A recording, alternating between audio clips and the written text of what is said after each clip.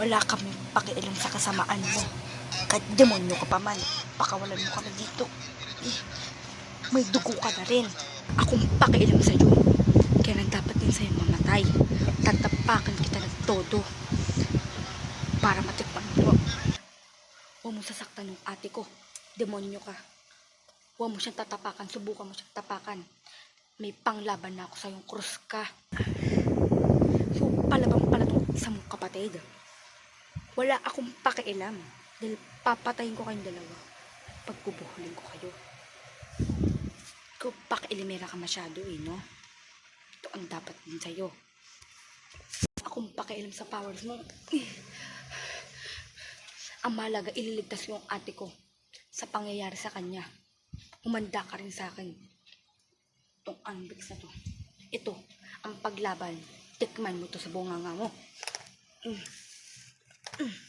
So, nilalabanan mo talaga kung walang hiya ka? Hindi rin ako natatakot sa pakawalang hiyaan mo. Magtuos tayo, sumusobra ka na. Wow! Kapatid, please, magtago ka, kapatid. Huwag ka magpapatalo dyan sa demonyong yan. Demonyo ka. Nang dahil sa'yo namatayan ako ng kaibigan. Ito ako makasayo.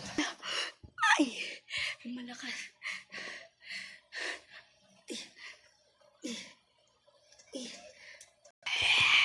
Papatay na kita.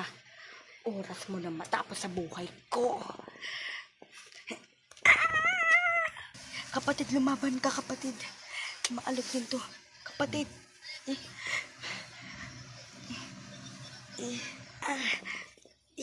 Ate, di ko na kaya. Hindi ko na kaya.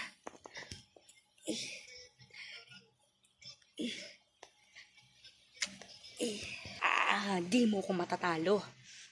Kala ko ba malakas ka? Hindi mo ko matatalong demonyo ka. Magsama-sama kayo ng kapatid mo.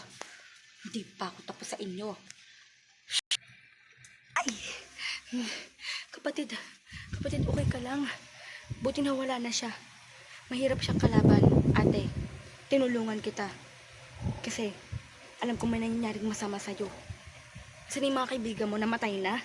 Oo, kapatid. Pinatay na siya ng mga kukulam na demonyong yun. Siya ang may kasalanan, ba't ako namatay ng kaibigan na nagmahal sa akin? Ate, buti ligtas ka. Masaya ako dahil naligtas ka. Kala ko nawala ka na rin, kapatid. Liga na, kapatid. Gaganda na yung buhay natin dalawa. Mahalaga, ligtas ka. Walang nangyari sa ating dalawa. Kala ko may nangyari na sa'yo masama. Masaya ako dahil naligtas ka na. Hindi tayo pinabayaan ng Diyos. Salamat, ate. Pero ate, hindi niya pa rin tayo titigilan. Hindi pa siya ate natatapos. Iwan ko kung tapos na siya sa labanan na yun. Baka mamaya meron pa siyang kailangan na gawin sa atin. Po guys, ako nga po pala guys si Yoki, tas yung kapatid ko po guys si Sophia. Buti nga po guys may tumulong po sa akin. Thank you po sa pag-share nyo at pag-like nyo na may tumutulong po sa akin. At abangan nyo pa po yung episode 4. Thank you po.